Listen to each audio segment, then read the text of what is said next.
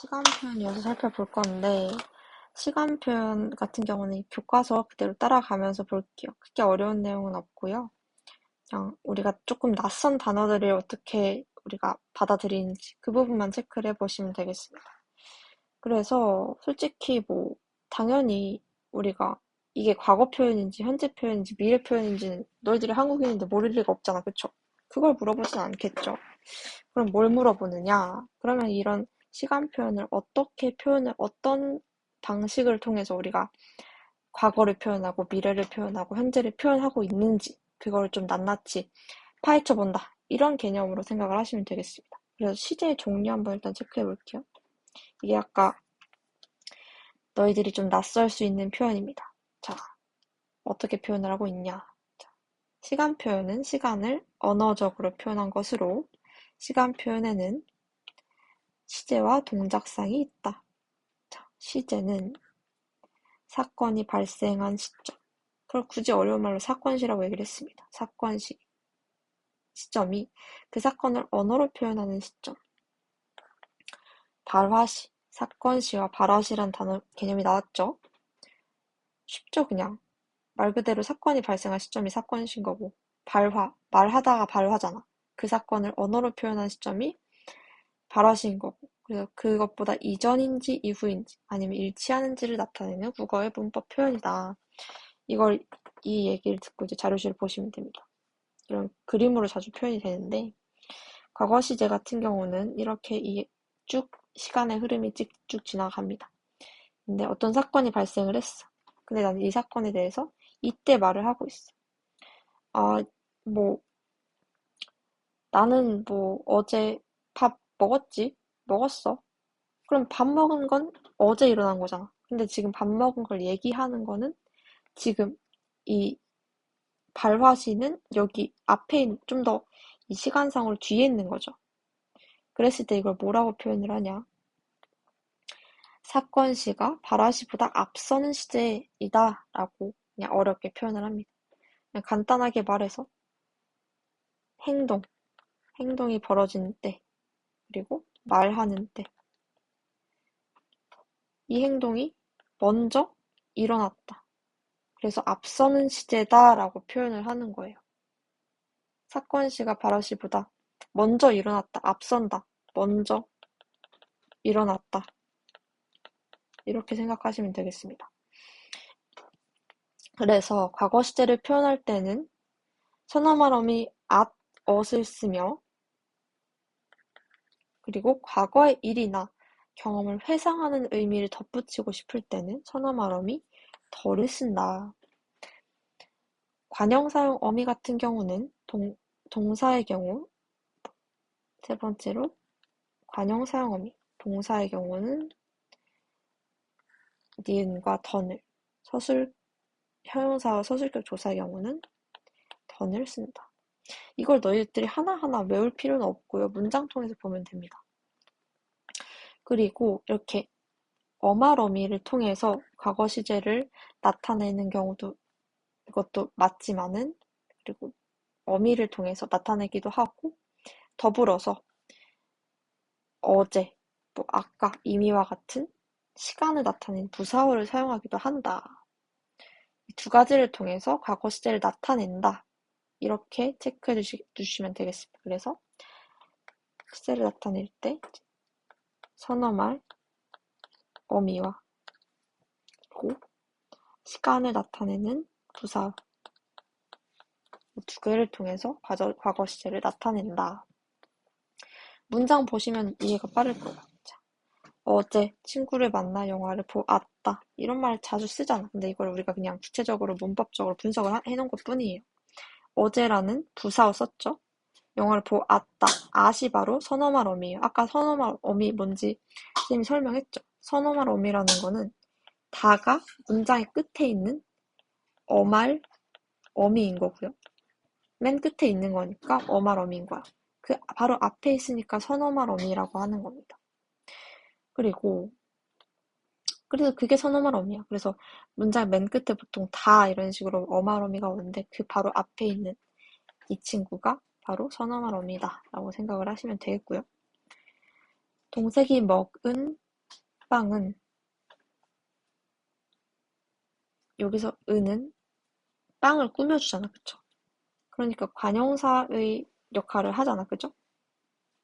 관용사, 관용어 뭐 이런 거 잘 기억 안 나요? 그러면 그건 이제 개인적으로 질문을 하시고요.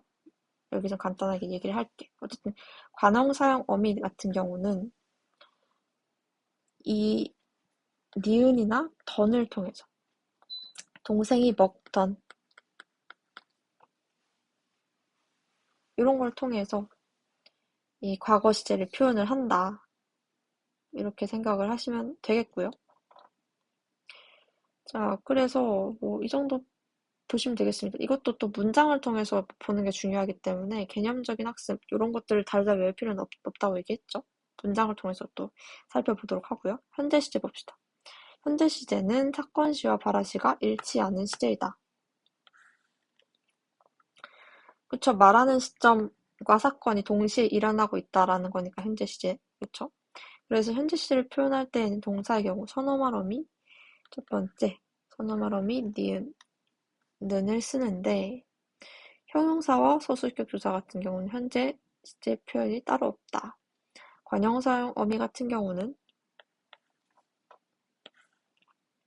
동사의 경우는 는, 형사와 서술격 조사 같은 경우는 니은을 쓴다. 이런 것도 너희들이 막 이걸 하나씩 다 암기하는 게 아니라 문장을 통해 살펴보면 됩니다. 그래서 또 마찬가지로 지금, 현재와 같은 부사어를 통해서 이 시제를 표현을 한다. 예시 봅시다. 나는 줄넘기를 한다. 자, 지금 원래 기본형이 뭐야, 얘들아? 하다죠, 하다. 근데 여기서 한다가 된 거야. 니은이 붙었죠? 이 니은 같은 게 바로 현재를 표현해주는 동사의 선어말 어미 니은인 겁니다. 우리 이건 알아야 돼. 이 문장을 보고 아, 지금 선어말 어미 니은을 통해서 현재 시절을 표현하고 있구나. 이런 식으로 우리가 선택지가 나오기 때문에 이런 걸 알아두셔야 돼요. 지금 내가 지금 읽는 책의 제목은 무엇이냐? 자, 이건 뭘까요? 일단 지금 부사어 사용됐죠. 시간을 나타내는 부사어를 통해서 현재 시제 나타내고 읽는 지금 읽는이 책 꾸며주죠. 그럼 뭐야? 관형사용어미란 말이야.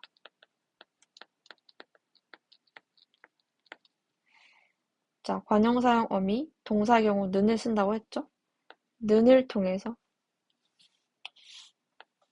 그래서 현재 시제를 표현을 한다. 괜찮습니까? 자, 미래 시제는 사건 시가 사건이 발생한 시점이 발화 시보다 뒤에 온다. 뒤에 오는 시점이다. 아직 발생하지 않은 거니까요. 그죠? 미래 시제를 표현할 때는 선어말 어미 첫 번째 선어말 어미 갭 관형 어미 리을을 쓰거나 혹은 리을 것을 쓰기도 한다. 리도 쓴다. 그리고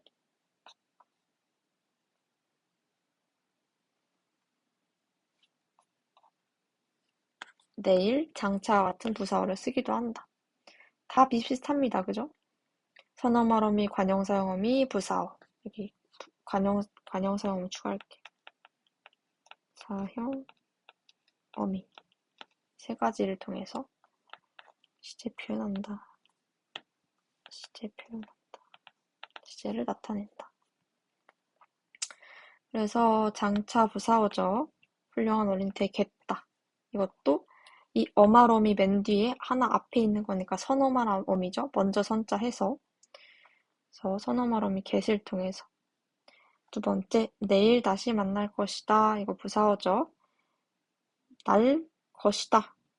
관형사용 어미 리을에다가 의종명사 것이 결합된 리을 것 요걸 통해서 날 것이다.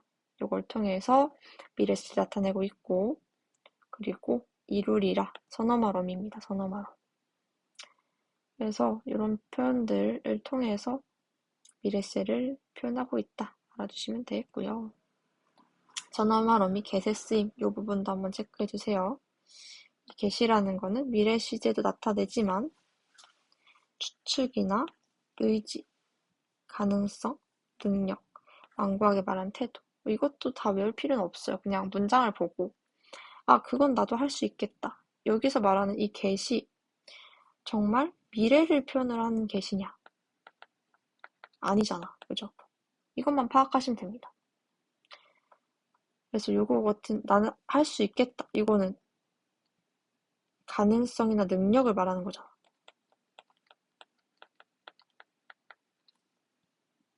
꼭 가겠습니다의 get은 의지를 나타내는 거잖아. 그렇기 때문에 얘네 이 get 같은 경우는 미래를 표현하는 선어말 어미 get이 아니다. 이렇게 체크해 주시면 되겠습니다. 자, 그래서 거의 다 했습니다. 사건 시와 발화 시의 선후 관계를 표현한다면 동작상 같은 경우는 ing 말하는 겁니다. ing. 과거에서부터 동작. 예를 들어 먹다라는 동작은 과거에서부터 지금까지 먹고 있는 움직임 진행 중인 상태와 먹는 움직임이 이미 끝난 상태를 분석할 수 있는데 이와 같이 동작 내부의 시간적 흐름을 표현하는 문법 요소. 무슨 말인지 모르겠고 그냥 ing로 생각하면 돼요. 그래서 진행상과 완료상이 있는데 자, 진행상이라는 거는 첫 번째 진행상. 어떤 동작이 시간의 흐름에서 계속 이어지고 있을 때 사용하는 문법 요소고 이 진행상을 표현할 때는 주로 보조용언 고 있다 또는 아 가다, 어 가다를 쓴다. 자, 그래서 말을 고 있다. 이게 보조용언이구나. 보조용언 뭐뭐 고 있다를 사용하는 거구나.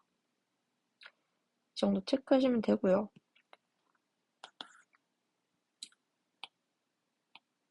이거를 이렇게 쓸게요. 문장이 이어질 때에는 연결어미, 보조용언, 연결어미, 면서를 쓴다. 흔들면서, 흔드는 동작이 진행되고 있는 거잖아, 그죠?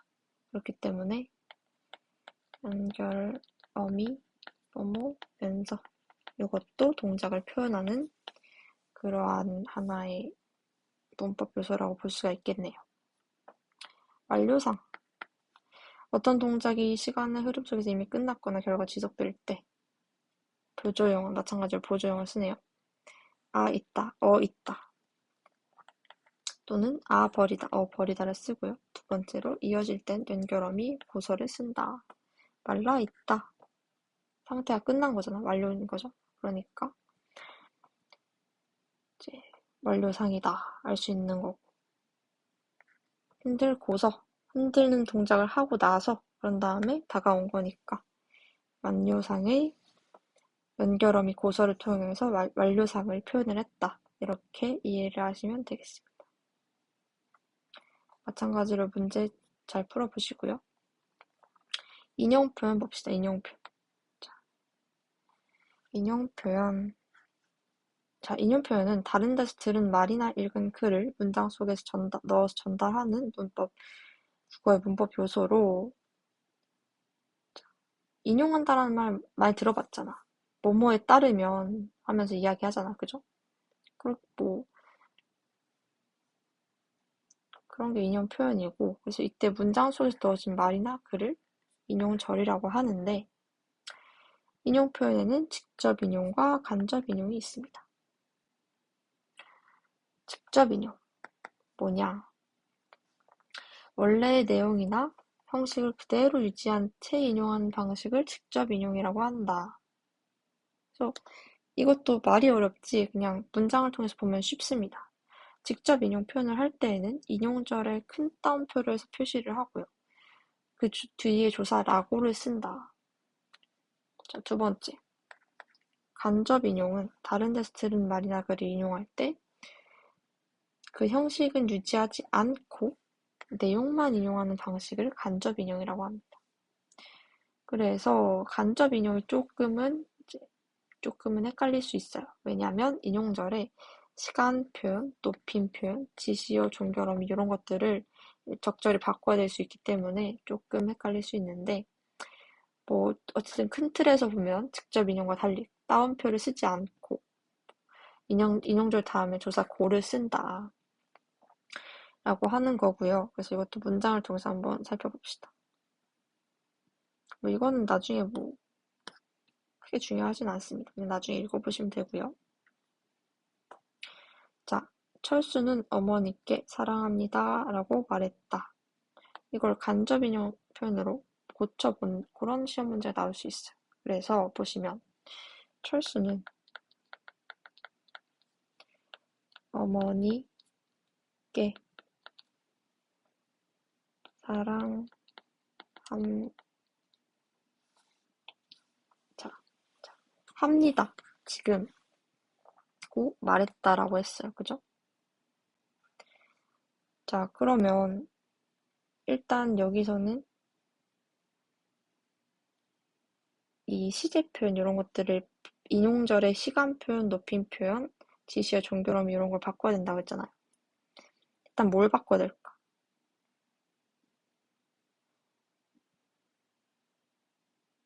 이거 같은 경우는 일단 종결음을 일단 바꿔야죠.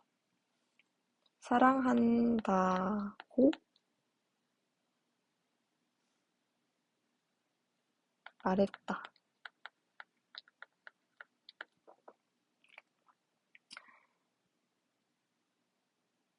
자, 이걸 우리가 뒷문장은 사실 쉬우니까 크게 분석할 부분이 없는데 일단 종결음이 사랑합니다를 사랑한다 라고 고쳤고요. 그리고 현재 시제니까요. 그죠? 사랑한다고 말했다라고 해도 크게 무리가 없어요. 여기 사랑했다고 말했다 이러진 않잖아. 그죠? 그쵸? 그렇기 때문에 사랑한다고 여기서 고를 통해서 아까 간접 인형은 조사 고를 쓴다라고 했잖아. 그쵸? 그래서 인용절 다음에 고라고 고치는 부분 체크하시면 되고요. 나머지 두 문장도 한번 여러분이 수정을 해보시고 쌤이 다음 시간에 검사하도록 하겠습니다.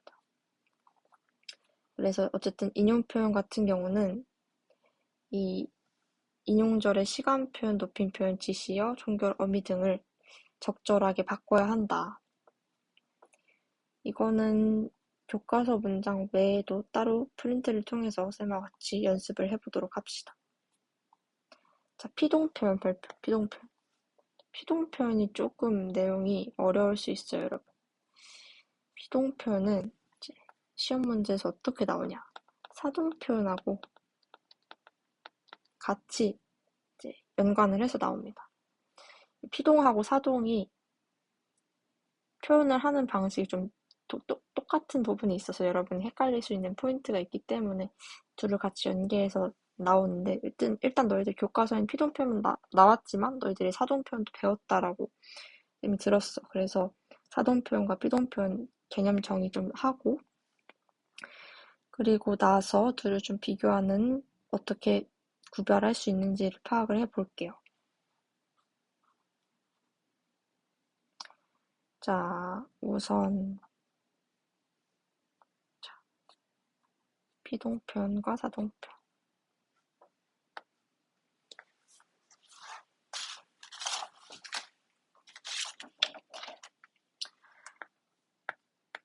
사동표현. 그리고 비동표현.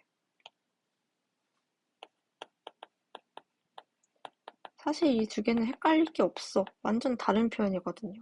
굉장히 달라. 근데 이제 일단 의미상으로 먼저 얘기를 해줄게. 사동. 너희들 영어 공부할 때 사역동사 뭐 이런 거 배우지 않았니? 사역이 뭐야? 시키는 겁니다. 시키는 거. 사동 표현이라고 하는 거는 결국 주어가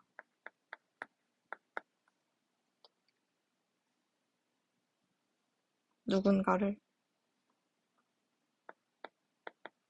시키는 표현입니다. 그래서 이 시킬 때 어떤 식으로 시키냐? 실현 방법을 또 알아볼 건데 좀 간단하게 단형, 좀 짧은 표현으로 사동을 만드는 경우가 단형 사동이고요. 좀 문장을 길게 해서 사동 표현을 만드는 게 바로 장형 사동입니다. 이 단어 자체는 중요하지 않아요. 어쨌든 이런 사동을 만드는 방식이 두 가지가 있는데 짧은 버전이 있고 긴 버전이 있다 이렇게 이해하시면 돼요.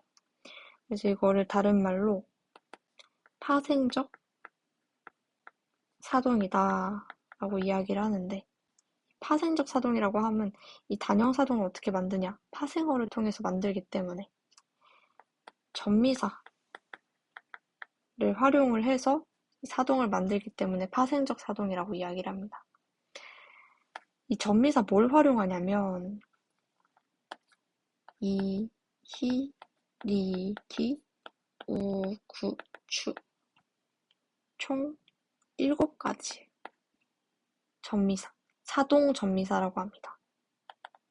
사동 전미사를 활용을 해서 사동 표현을 만든다라는 거야. 자, 그리고 그리고 장형 사동 같은 경우는 이제 통사적 사동이라고 이야기를 합니다. 그래서 통사가 뭐야? 문장 구조라는 의미예요. 문장 구조, 문장 전체를 얘기해요. 그렇기 때문에 이 문장 구조를 바꿔서 사동 표현을 만든다라는 거니까 어떻게 하느냐? 뭐뭐를 시키다. 뭐뭐를 하게 하다.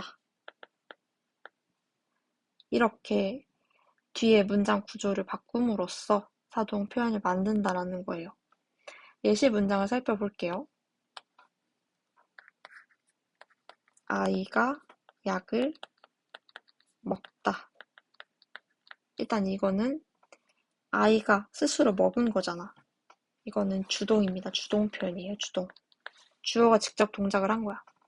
근데 사동 표현은 뭐라고 했어? 시킨 거죠. 그럼 시키는 대상이 주체가 있어야 되는 거 아니야? 그러니까 새로운 주어가 등장을 합니다. 새로운 주어가 등장을 했어. 어머니라고 하죠. 어머니께서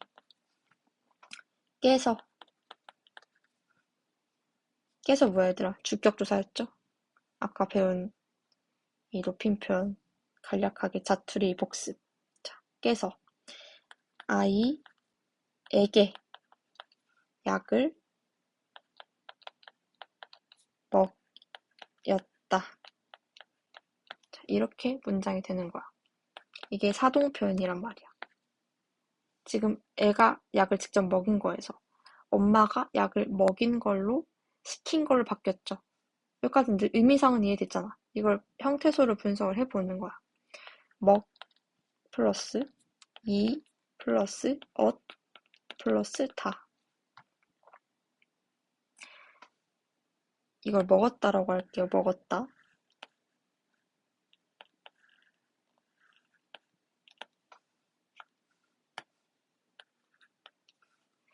자, 지금 먹었다에서 추가된 거 뭐야? 이 하나죠. 이 이가 바로 사동 표현을 만들어주는 사동 전미사인 거야. 그리고 또 하나 알아두셔야 될 점은 이 새로운 주어가 어머니라는 새로운 주어가 등장하면서 원래 기존의 주동문의 주어는 부사어로 바뀌었다. 나머진 뭐 동일하죠? 이 부분만 체크를 하시면 되겠고요. 주동문에서 사동문으로 바뀔 때 기존의 주동문의 주어는 사동문에서의 부사어가 된다. 이렇게 체크를 해두시면 되겠고요. 자, 그래서 근데 이 어머니께서 아이에게 약을 먹였다라고 할 수도 있지만 이거는 얘들아 뭐야? 단형 사동이죠. 장형 사동부터 문장을 만들어 볼게. 어머니께서 아이에게 약을 먹게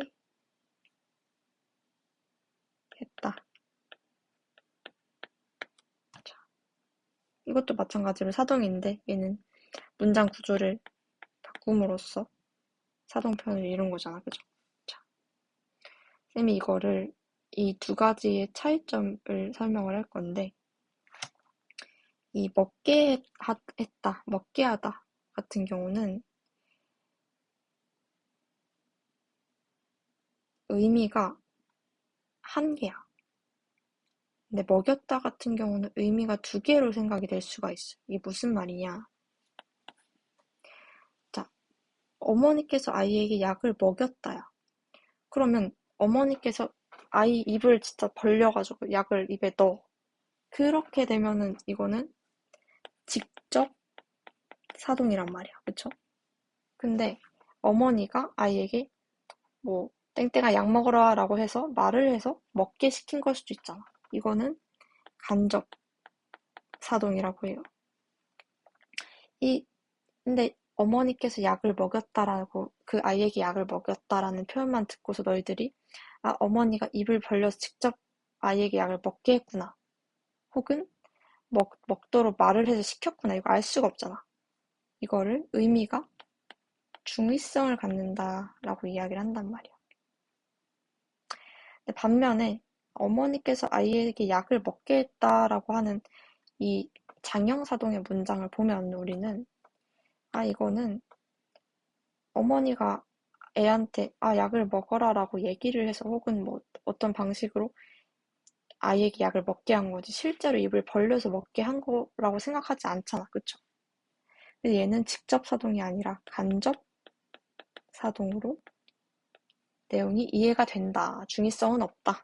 이렇게 한 가지 더 체크하시면 되겠고요. 근데 사실 너희 시험에서 막 사동 표현이 이 정도로 깊게 나오진 않을 거고 이거는 좀 알아두시고요. 피동 표현 본격적으로 보면서 피동 표현에서 사동 표현을 우리가 어떻게 구분을 해야 하는지 그 부분 한번 살펴보도록 할게요. 자, 피동 표현. 자, 피동 표현은 주어가 당하는 표현을 말합니다. 자, 그래서 뭐 이런 겁니다. 교과서 보면서 좀 설명을 할게요. 자, 피동 표현은 주어가 다른 주체에 의해서 어떤 동작을 당하거나 영향을 받는 것을 표현하는 건데 아까 우리가 사동문의 반대는 주동 표현이라고 했죠? 이 피동 표현의 반대는 능동 표현이에요. 능동.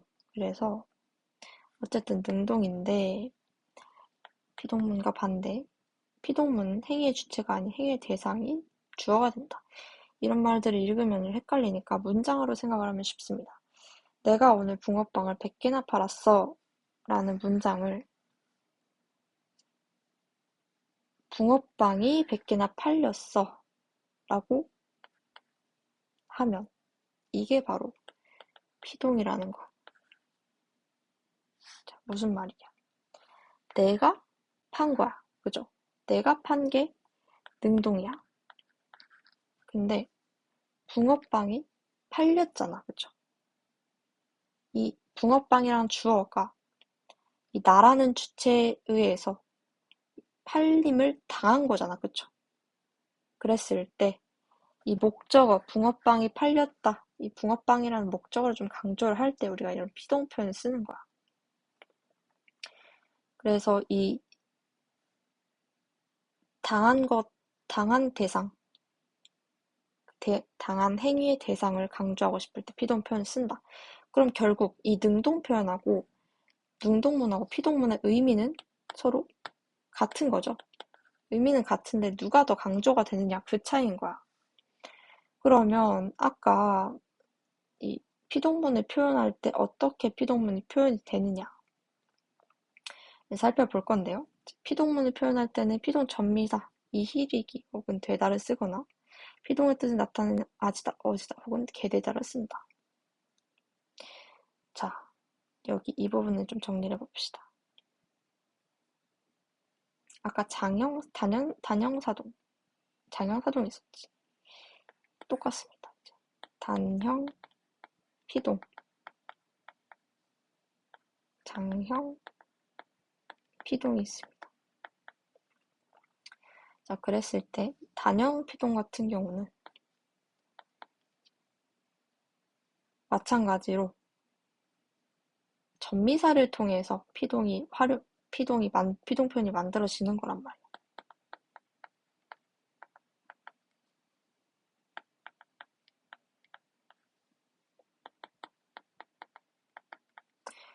이때 우리는 이 전미사가 뭐가 있냐? 이희리기가 있습니다. 자, 이 포인트 때문에 여러분이 쌤들은 시험 문제 내기 좋고 너희들은 헷갈리기 좋고 그런 겁니다. 이희리기. 똑같잖아, 지금. 피동을 만들어주는 피동 전미사하고 사동을 만들어주는 사동 전미사가 똑같단 말이야. 그러니까 너희들이 이희리기라는 전미사가 쓰였어. 그럼 얘가 피동인지 사동인지 요 부분을 헷갈리게 된다라는 겁니다. 자, 그래서 어쨌든 이 단형 피동은 이희리기라는 피동 전미사를 통해서 실제로 피동편을 만드는 거고요. 장형 피동, 통사적 피동.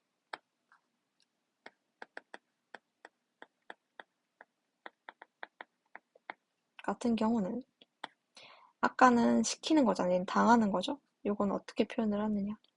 뭐뭐 아지다. 뭐뭐 어지다. 어지다라고 하죠. 뭐뭐 어지다. 그리고 뭐뭐 개되다. 이런 거를 통해서 피동 표현이 만들어진다라는 건데, 그쵸? 주어가 당하는 거니까 뭐뭐 하게 됐다. 뭐뭐 하게 되어지다. 뭐뭐 어지다. 헐리어지다. 이런 식으로 표현들이 만들어지는 거고, 그래서 마찬가지로 좀 예시 문장을 같이 함께 교과서 예시 문장을 통해서 함께 살펴볼게요. 자, 봅시다. 자, 그의 마지막 득점이 경기의 승부를 뒤집었다. 이거 말고 좀 간단한 문장을 봅시다. 자, 봅시다. 도둑이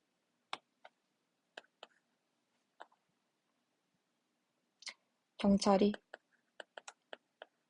도둑을 체포했다. 이거는 능동이야, 능동문. 왜? 경찰이 한 거니까. 근데 이 당한 주체를 도둑을 강조하기 위해서 도둑이 경찰에게 체포당했다.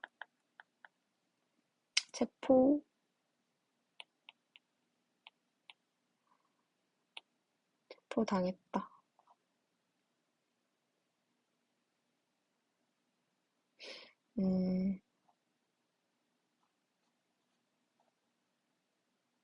체포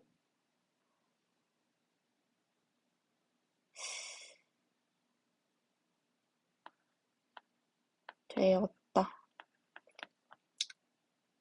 이게 바로 피동이죠. 그래서 여기서는 통사적 피동, 뭐뭐 하게 되다.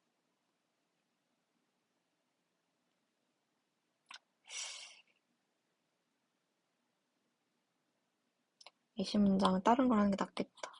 자, 미안. 자, 예시 문장 딴 걸로 봅시다.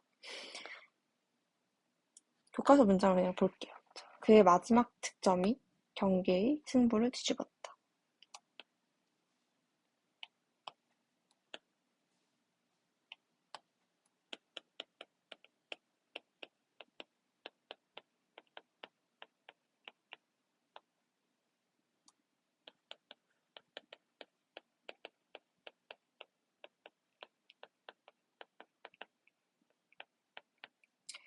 자, 이 문장을, 이게 능동이고, 능동. 이걸 피동문으로 고치게 되면,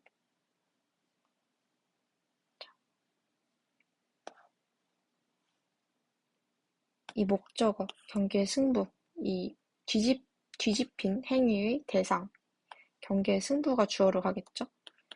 경기의 승부가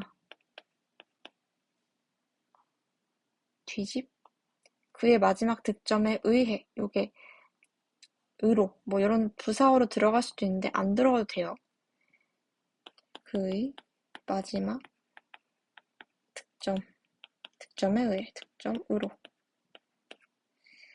뒤집혔다, 이렇게 피동문을 만들 수 있는데, 뒤집혔다를 또 분석을 해봐. 뒤집 플러스 히 플러스 얻다죠? 그러면 뒤집었다. 얘는 똑같고 히만 추가된 거잖아. 이게 바로 우리가 말하는 이제 피동 전미사라는 거다. 그래서 이거를 또 장형 피동으로 바꿀 수도 있겠죠. 뒤집혔다. 이거를 경기의 승부가 뒤집어지다. 그의 마지막 득점으로 뒤집어지다. 뒤집게 됐다. 이렇게 바꿀 수가 있는 거죠. 그래서 뒤집어지다.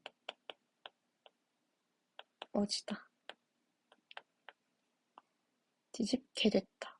이렇게 장형피동으로 또 이야기가 될 수 있다. 그랬을 때, 자, 마지막으로 이중피동에 대해서 볼 거예요. 이중피동. 요거는 사실 좀 외워두면 돼요. 몇 가지 그 이중피동으로 나온 예시들이 있습니다. 그래서 요거 같은 경우는 뭐냐면 헐리다.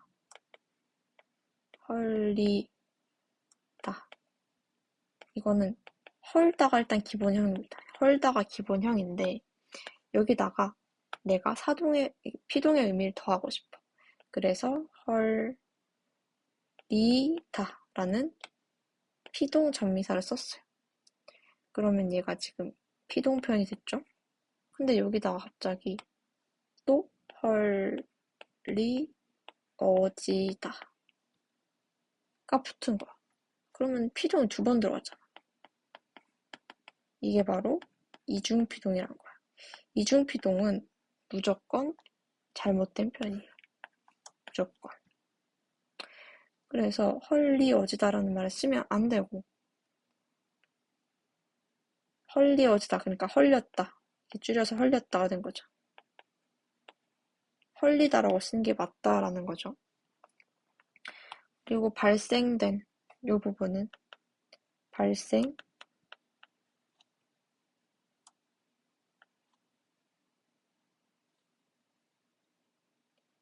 공사 과정에서 발생된 소음으로 피해가 크다.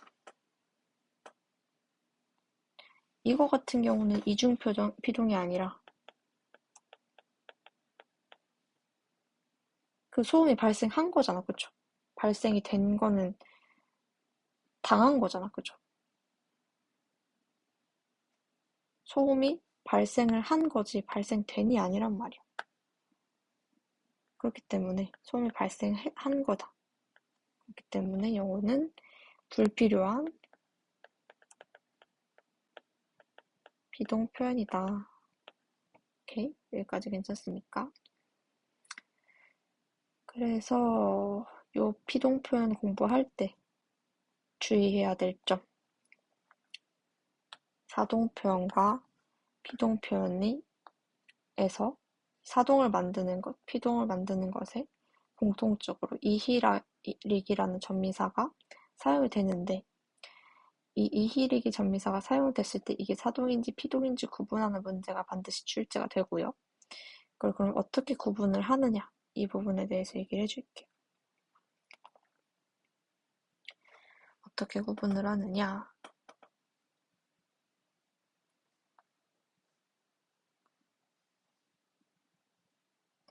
사실 여러 가지 방식이 있는데, 일단 제일 조금은 편한 방식은 이 어지다, 개되다, 혹은 뭐뭐를 시키다, 뭐뭐 하게 하다, 요거를 넣어보면 이게 사동표현을 표현하기 위한 이히릭인지 혹은 피동표현을 표현하기 위한 이히릭인지를 알 수가 있어. 예를 들면은 그의 여기 경기의 승부가 그의 마지막 득점으로 뒤집혔다잖아. 근데 이게 여기서의 희가 피동전미사인지 사동전미사인지 모르겠어. 그러면 경기의 승부가 뒤집어지다. 이거 말 되죠? 근데 뒤집게 하다. 말 안 되잖아. 이런 식으로 의미상으로 이제 일단 구분을 하는 방식이 있어요. 일단 그게 제일 좀 편한 방식이고요. 또 그런 것들이 더 헷갈리는 그런 문제가 있으면 또 선생님하고 다른 여러 가지 기준에 대해서 피동하고 사동을 구분하는 기준에 대해서 또 선생님이 구체적으로 설명을 해주도록 하겠습니다. 피동 표현까지 여기까지 일단 진도를 나갔고요. 그래서 오늘 지금 높임 표현, 시간 표현, 인원 표현, 피동 표현 네 가지 이렇게 살펴봤습니다. 정리하면 높임 표현에서 누구를 높이느냐에 따라서 상대, 주체, 객체 세 가지로 높임법이 있었고, 이 높임을 구체적으로 어떻게 실현하느냐에 대해서 우리가 표를 통해서 살펴봤어요. 시간 표현 같은 경우는 각각의 시제가 어떤 사건시나 발화시라는 생소한 용어가 있는데 이 용어가 생각보다 그렇게 별 뜻은 아니다. 그냥 앞선다, 뒤에 온다. 이 부분만 혹시 헷갈리시면 암기를 하시고 사실 이해하면 그렇게 어려운 얘기는 아니잖아. 그죠? 그리고 무엇보다 어떤 걸 통해서 무엇을 통해서 이 시제를 나타냈냐. 그래서 선어말 어미, 선어말, 관용사용, 그리고